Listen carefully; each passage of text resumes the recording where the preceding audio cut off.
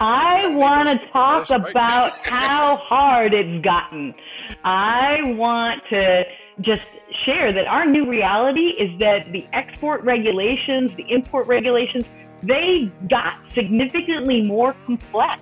Yeah, so I would add, I think there are a couple of points also to make where we're talking about classification. Let's not forget classification on the ECCN front for purposes of being able to export, because another topic that we could spend 30 minutes on is this new push from BIS. Before we get started with the show, here's a quick word from our sponsor, Global Training Center. As trade compliance professionals, you want to make sure that your procedures and documentation are completed as correctly as possible to avoid any delays and possible fines. We provide a range of trade compliance courses that will fit your needs. From in-person or web training to recorded on-demand courses, we can train one or even thousands on your team through your learning platform or on our portal. We can even customize a private session for your team. Go to globaltrainingcenter.com to find out more. Hey, Lalo, how you doing again? We're back for another show, and I'm excited. We had a great show with George and Adrian, setting us up for the new year and whatnot. So I'm looking forward to today's show. But how are you doing since our last recording? Well, doing good. And I just also last week we had Cynthia Wittenberg as well from former CBP, and she had some really good how companies can work better with CBP. So we're kind of, there's a little tone or what's the theme here that we're trying to do in trying to get everybody situated to prepare themselves for the upcoming year. And you're right, this episode is going to actually segue really nicely into that because of that. And I just wanted to say, the second Friday of the year is officially known internationally as Quitter's Day. Okay, so Quitter's Day is, so this is Quitter's Day. Quit smoking, quit overeat drinking. No. You quit your New Year's resolution. Oh. That's when so you set the New Year's resolution, yes. And so by the second Friday. So I say that because that's kind of what we're going to talk about today. Kind of like people making resolutions about, I'm going to be more compliant. I'm going to set my trade this and that. And hopefully that'll segue into our guests. And so Anyway, I just thought I'd throw that in. Well, I will say this to our guests again, to our listeners. Thank you so much again. We're trending up. You're flagging us that you apparently like us and that you're subscribing to us and all of that. That is fantastic. We appreciate that. For our listeners, again, is that with that show that Lalo just mentioned, talking about the career and all that, please be sure and listen to that, especially if you're coming up through the ranks. If you're a newbie, if you're in the middle of the ranks of the compliance, logistics, management, whatever, or even seasoned, because that's a good one to listen to. Also, as we just talked about, mentioned about George and Adrian's podcast, talking about some of the important things, what we learn, what are we coming up with 2023. This show today, I'm really excited because we have a couple of guests on here that, again, I've already told them this. They're going to forget more than I'm going to get to learn. So this is one of those that's like, where are we going? When these ladies speak, you need to be listening. So, Lalo, why don't you introduce our wonderful guest here today? Sure. So I've this first time I've met both of them, but I've known of them for a long time. We had a previous guest of our show, Gabby or Gabrielle. She was talking about the seat getting a seat in the C-suite. She was on her show before. She's part of this group. So the group is BPE Global. And with that said, I mean, everybody's going to know exactly who we're talking about, Beth Pride. And she's a legend out in the trade world. And I've been told many times how she's a pioneer and helped a lot in the Bay Area to establish like OWIT, for example, and other programs out there. So really happy to have her and Evelyn. So I ran across Evelyn, who's also part of the firm with BPE, because I stumbled upon an article that she wrote, which I'm kind of like this. I like the tongue in cheek and kind of like a play on words. So she did a really nice article about who's on first, that play on Abbott and Costello. And she was comparing that a little bit to kind of what happened in 2022 with trade. And it was a great article. And I said, oh, I got to have these ladies on the show. I told Gabrielle and I wanted them on the show anyway. So that was a good excuse to have them both on there. So anyway, so that's who we have. We have Beth Bright and Evelyn Bernal. So welcome to the show. Welcome, ladies. Thank you.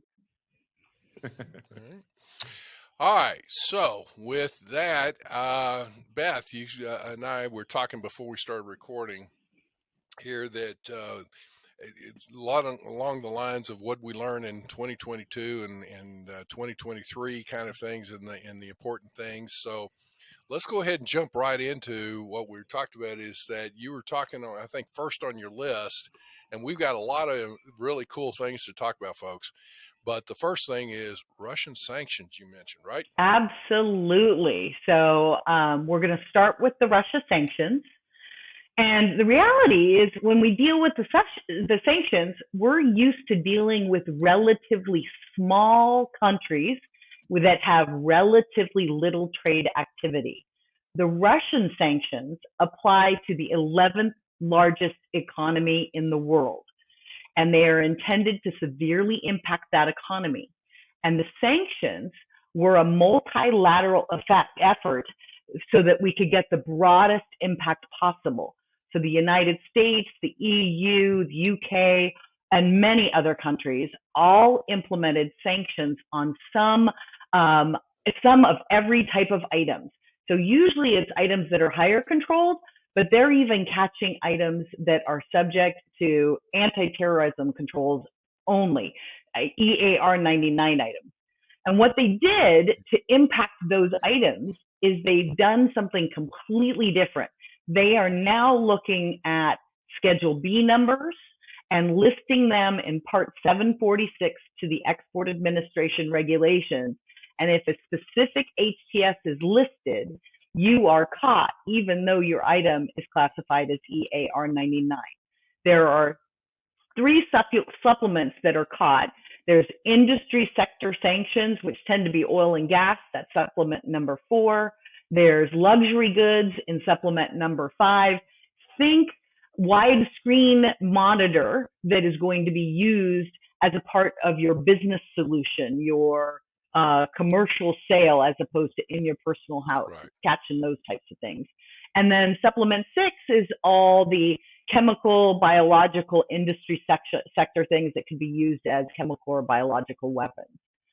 So each country varied on the controls, and some controls were so broad that they could get anything. And I'll give an example. Centrifuges are caught. And I think of centrifuges as industrial scale centrifuges that you see in wide scale labs, but they even in a doctor's office as a smaller one. Absolutely. And testing labs. And even in a component in a smaller device that's only 2 millimeters long, they're catching anything that would meet the technical parameters of a centrifuge or fall under that HTS number. So it's going so broad that it's catching things that normally would never have been caught under the Export Administration. When we started, so on February 24th, 2022, we were advising our clients, you should not be doing business in Russia. But what we've since learned is that there are valid reasons to be operating in Russia, to provide diagnostic equipment, to be able to help people stay healthy, the everyday Russians that don't want anything to do with this war. We've also helped Chinese companies who have cell phone technology get their commercial commodities into Russia so everyday Russians can get real, true news and share it with other everyday Russians so that they can fight this war internally within Russia with accurate information. So it's not an all or nothing question. If it is something that would improve the economy of Russia, if it's something that would benefit the war machine of Russia, and specifically Mr. Putin himself, then we say absolutely don't do it. But we absolutely believe that everyday Russians deserve and should have equal rights in staying healthy and having access to food. So that's the basic stuff that we're advising right now. Hey everyone, we're getting ready for another annual ICPA event coming up the week of March 12th in Orlando, Florida. If you have been thinking of attending any of the ICPA conferences, this is the one you should not miss. There will be more sessions than any other conference, with a guaranteed sellout, so hurry and get your tickets today. We are also excited to share that Simply Trade podcast will be in the attendance, and we want you to be part of our show. Listen to episodes 14, 15, and 16 to find out why you can't miss this conference. All right, so what's next? I'm going to let Evelyn talk about lists and the big changes that we've seen to all of the lists and the lists and the lists. So Evelyn, go ahead and take it away. So you're going to get to talk to us about these lists here. Absolutely. And there have been nothing but challenges with restricted parties lists, with financial sanctions lists. This year, we saw a tremendous increase in the frequency and in the number of parties being added to the lists. And it wasn't just limited to OFAC and BIS, it was global as countries continued to strengthen their sanctions on Russia.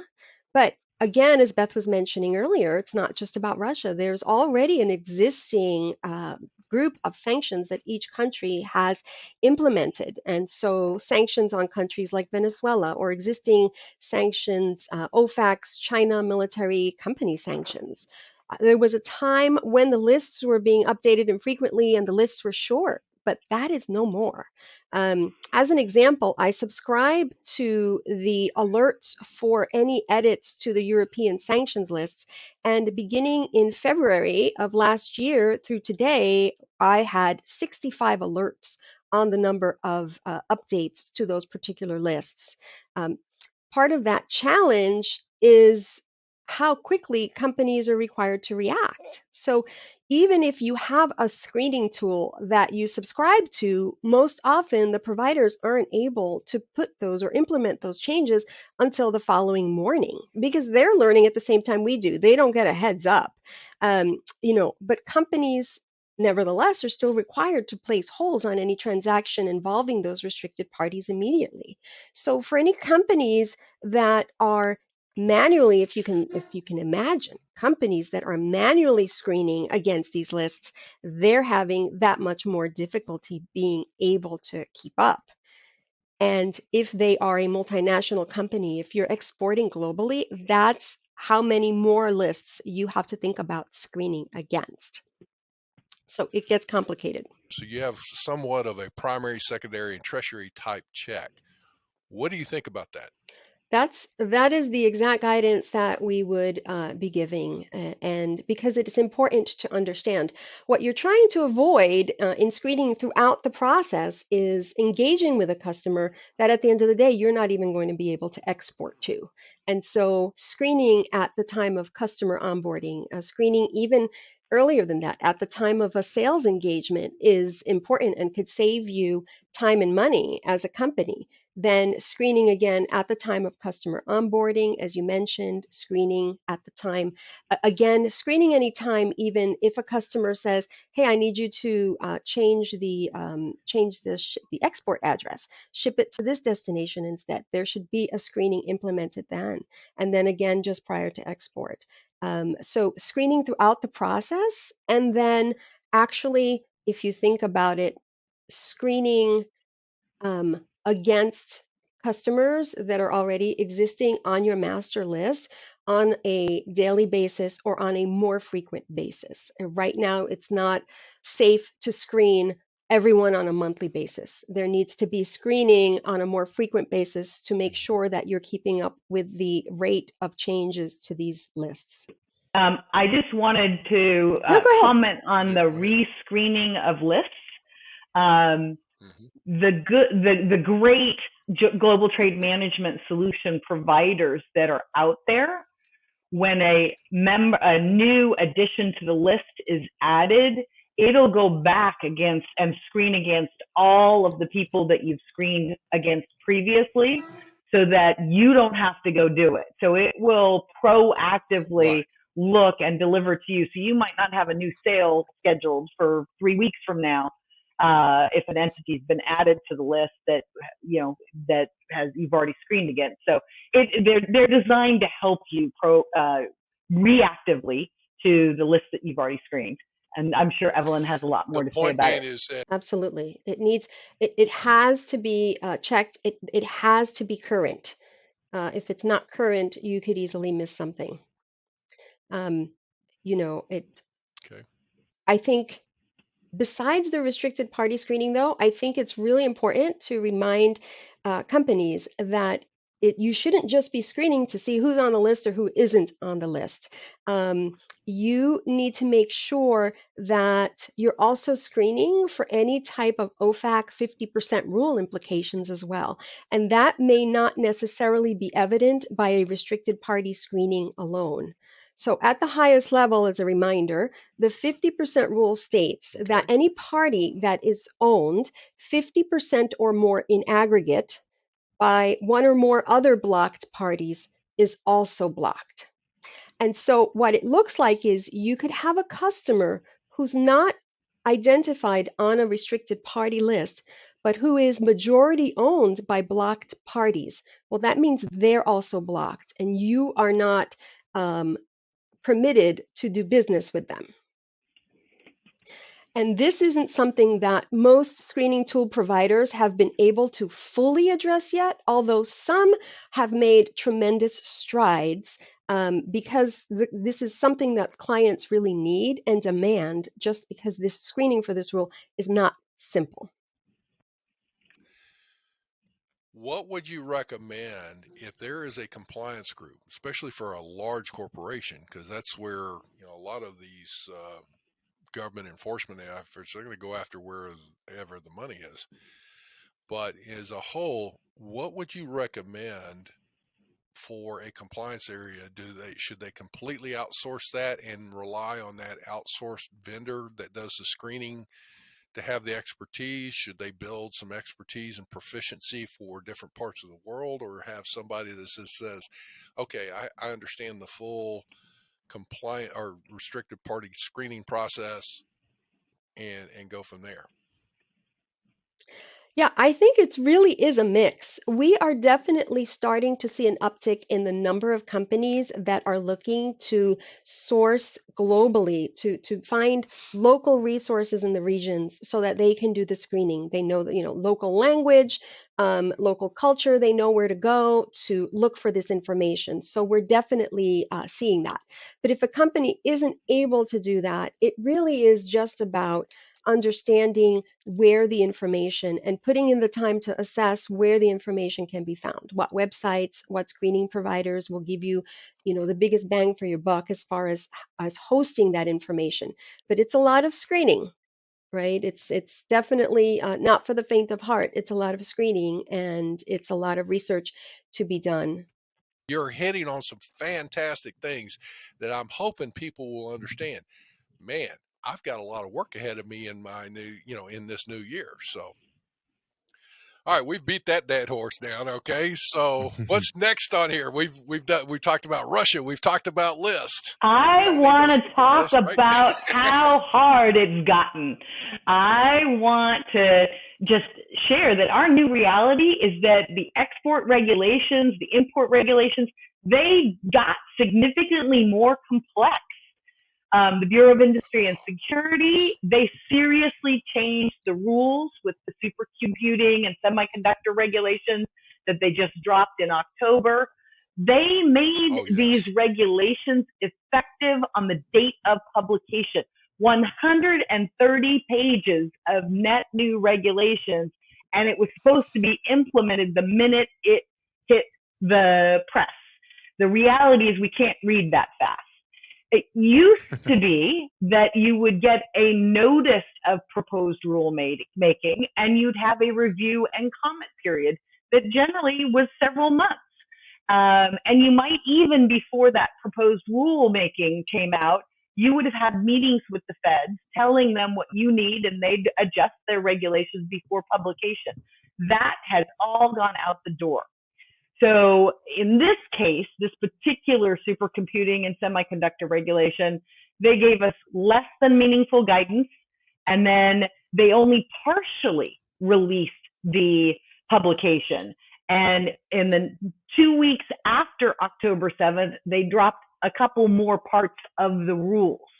And they basically threw incomplete regulations out and then didn't give us clear guidance. And so the reality is they said things like rely on certifications, but they didn't give us examples of what those certifications should say.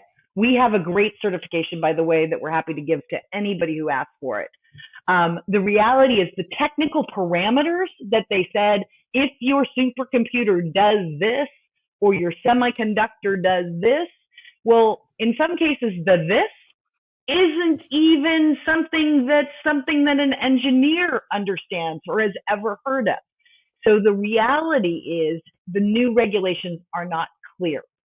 And it's really important that you dive deep for your area into the new regulations that impact you. And so it was classification that is impacted. There are 2 new ECCNs.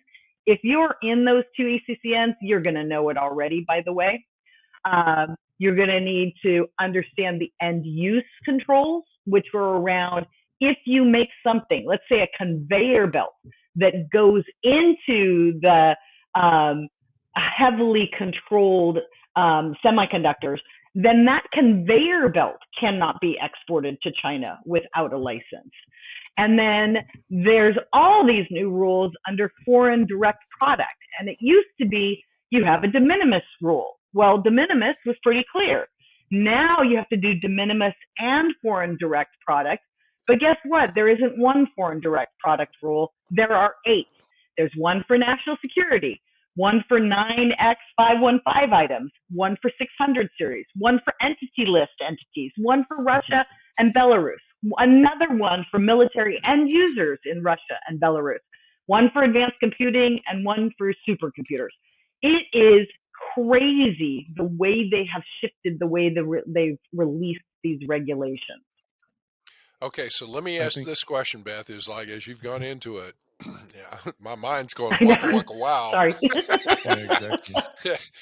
All right, so out of this, more specifically on the semiconductors, the computing, supercomputing, and all that, are you talking as far as imports of those components or exports or both? So it's exports of items to Chinese manufacturers of supercomputers and semiconductors, specific types of semiconductors, except for one area where if you are exporting specifically category 3B items, it's anything. Yeah. Okay. So with that scenario, again, in looking at, I will say that I'm aware of some enforcement activities where you're talking about going to Chinese businesses and whatnot, that there were U.S. companies exporting some of these commodities to Vietnam, but they were getting into trouble because from then it's like, asking that question, what do you do with what I'm selling to you?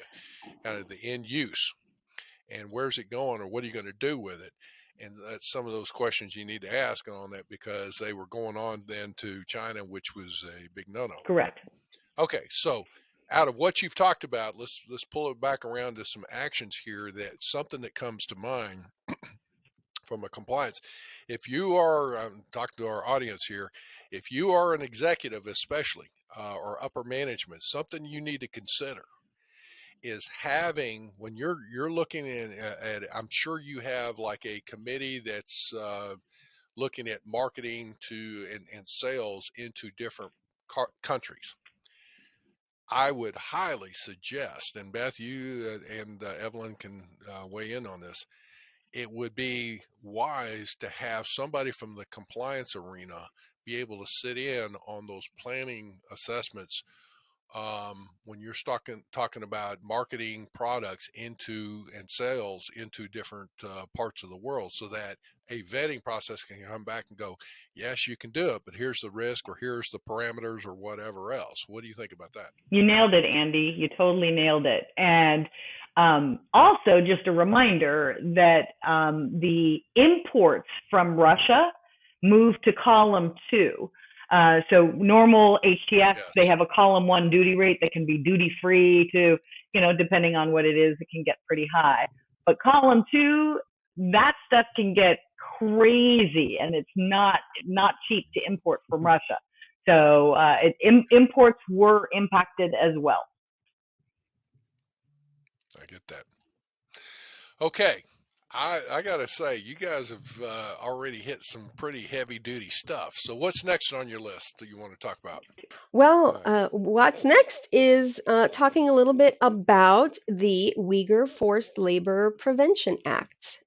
Folks have different, I'll call it UFLPA today. I've also that's heard the it topic of the UFLPA. year for 2022.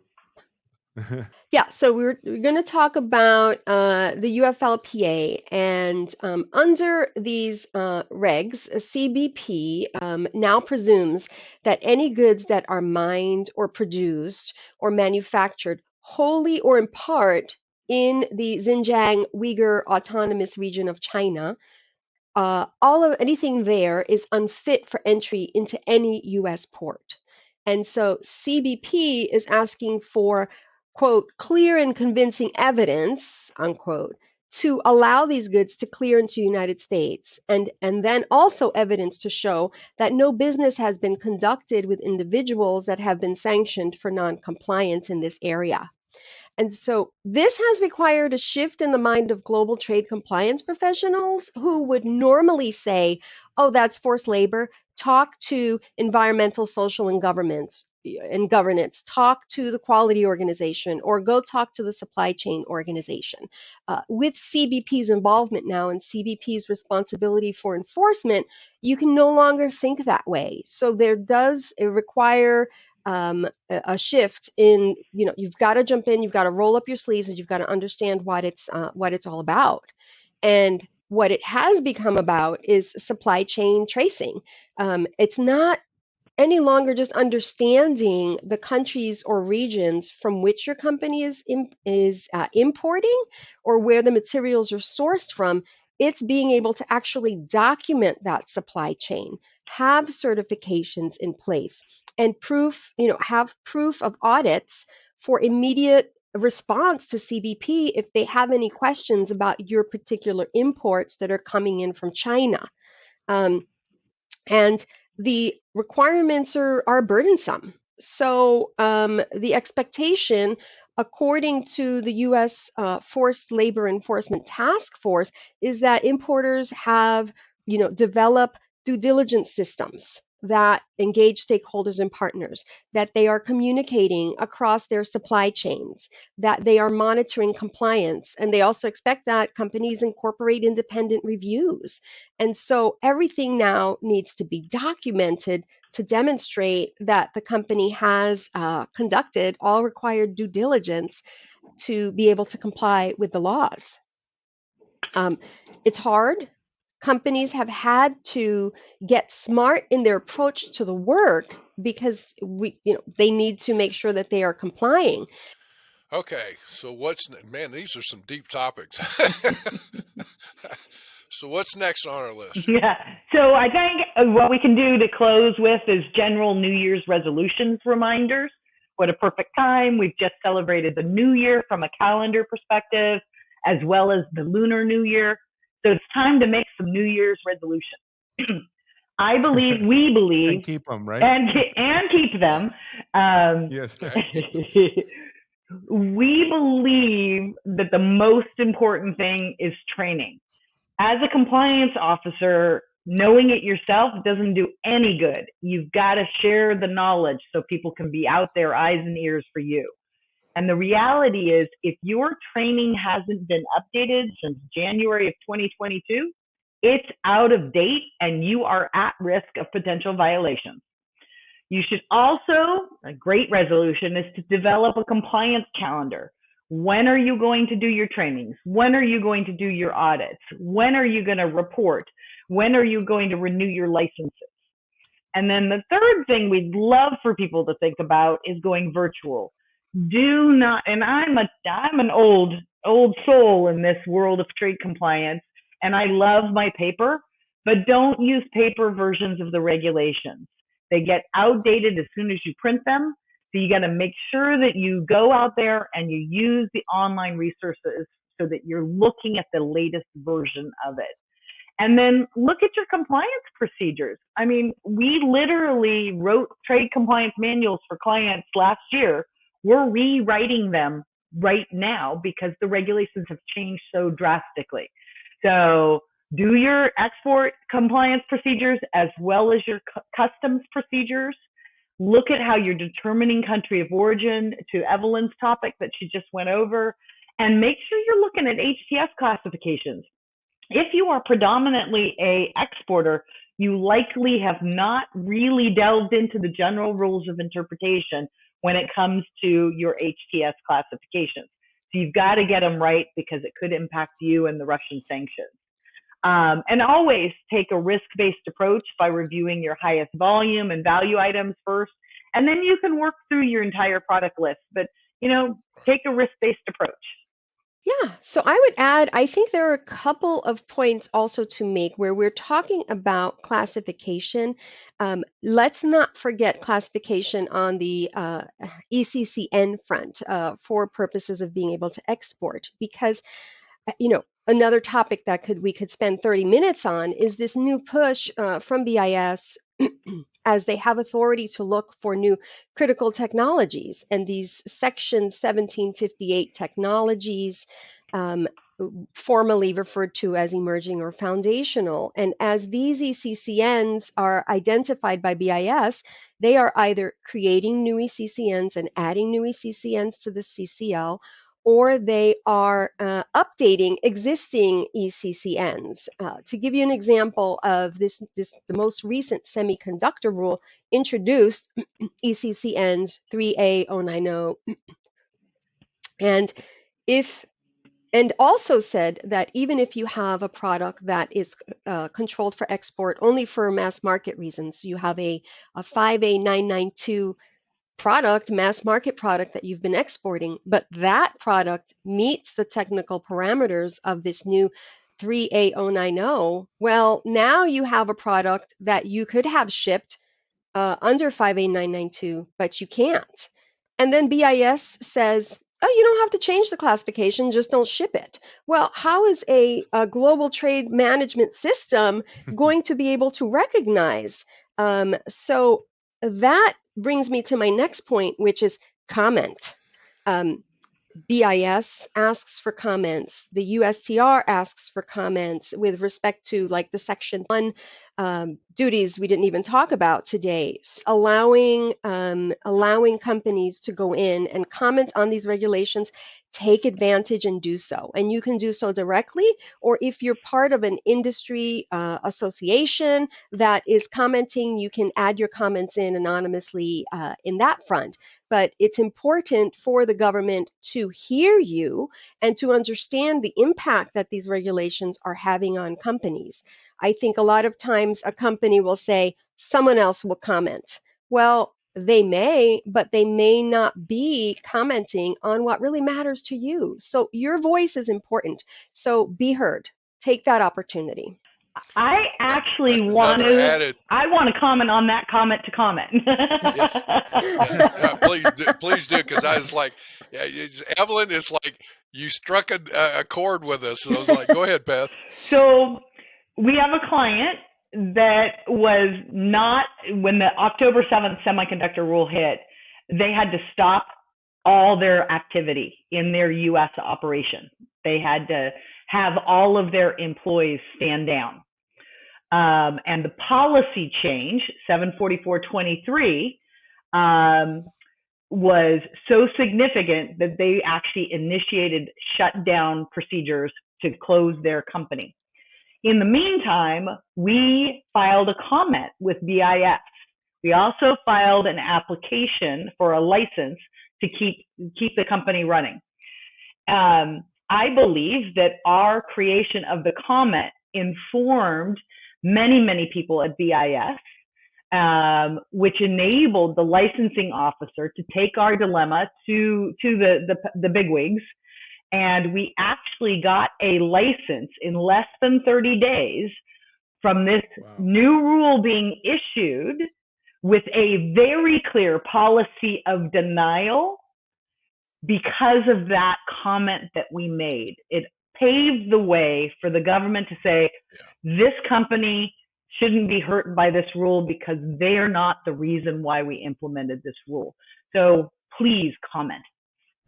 Hi everyone, are you loving our podcast? Do you feel like watching instead of just listening to our episodes? We have started to share our podcast videos on our trade community, www.crowd.trade, where you can view the complete show, comment, and carry conversations with your peers. We have built a trade community around our training courses and different resources for you to collaborate and gain the knowledge you are looking for. Head over to crowd.trade and register for your free account. Let's start trading. All right, so here's one question that we usually ask a lot of our people, and I'm curious for both of y'all. If you could go back in time and talk to your 21, 22, or 23-year-old self, what would you tell yourself as far as your career goes, your life, whatever? Well, I'll go ahead and start. I mean, like, it was sure a damn good idea to drive that truck because it's led you to where you are now. Well, that was it, Beth.